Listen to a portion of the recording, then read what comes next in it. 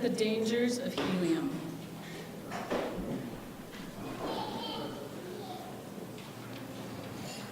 He came from a time and place where people looked up in the sky at Superman and meteor showers and spaceships.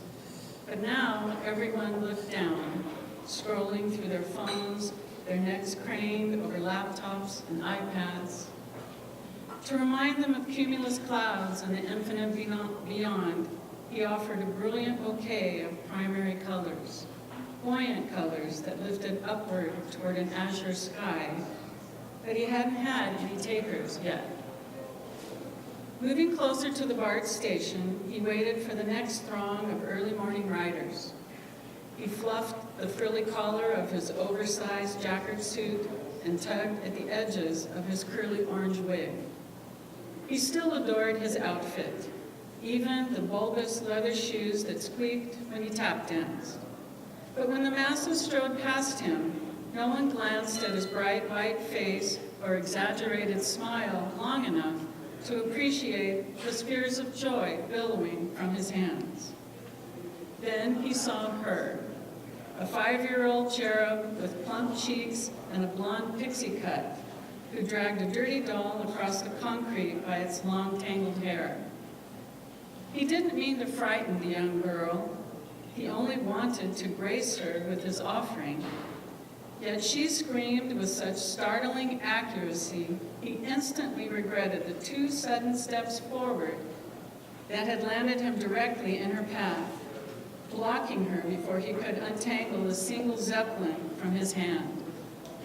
He forced a smile, an attempt at calming her, but her mother wouldn't have it. It wouldn't have him within 10 feet of them, and off they hurried to some unknown destination, safe from strangers like him. He blamed her reaction on John Wayne Gacy. Before that man had selfishly ruined their reputations, there had been clowns that made people happy. Bozo's popularity once commanded a 10-year wait for tickets to his show. And Emmett, despite being a sad sack hobo, and even crusty with his acerbic laser wit, were still funny. But once a serial killer had paraded through children's birthday parties dressed in their joyous uniform, they were all doomed. Poltergeist, the demonic Pennywise, killer clowns from outer space. Fear was the mask everyone wore when they saw him now. Fear was the commodity of clowns. He awoke the next morning more determined than ever. Vivid dreams of his buddies from the carnival circuit had revitalized him. Magnet, with his long bony fingers of magic, juggling and dazzling with ease. Tantrum, riding miniature donkeys and cows like some big hooves rodeo king.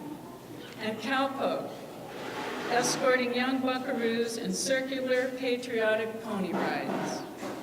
They were all gone now, frolicking through some monkey-shine wonderland. It was up to him to dispel their undeserved image as creepy-faced boogeymen.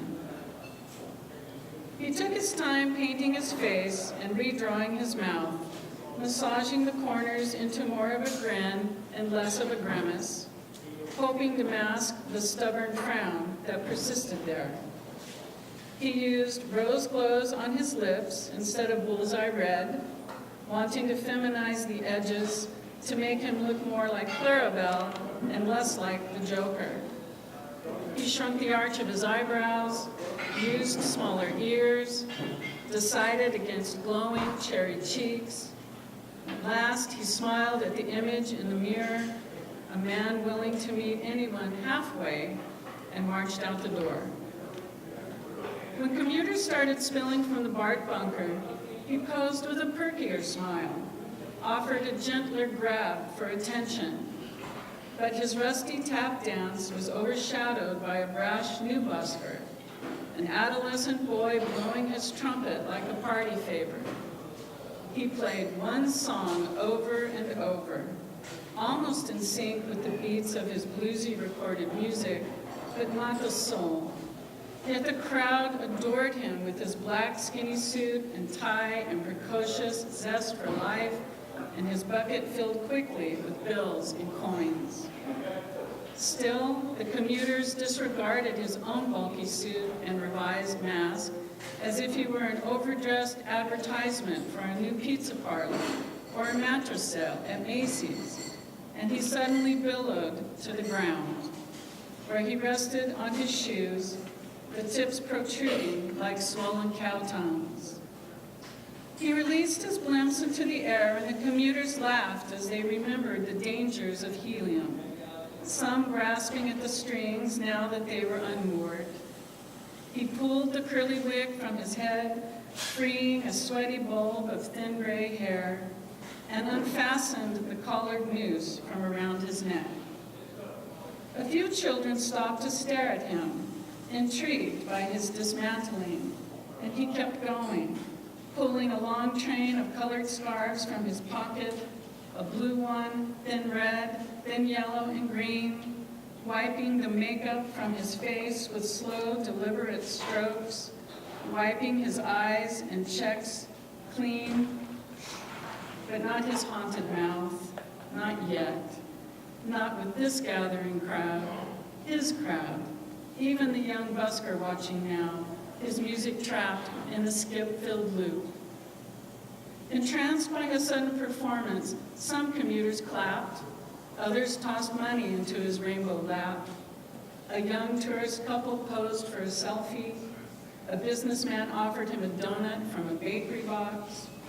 As he took a bite of his fresh maple bar, a quizzical child softly touched his hand and hurried on. He nearly froze after all these years, but then he felt it, the lifting, the unmistakable sensation of lightness, the unwrapping in his chest. He looked at his feet as he took another bite, certain they were hovering a few inches above the concrete and cigarette butts and discarded commuter tickets. He quickly grabbed onto a concrete garbage can, not at all ready for the ride. But then he looked up at the cumulus clouds, the azure sky. He wiped his mouth free of the maple frosting and the rose glow's lip color, revealing a new shape to his admirers, an upward curl. And he finally let go, following his buoyant colors to an unknown destination into the infinite beyond.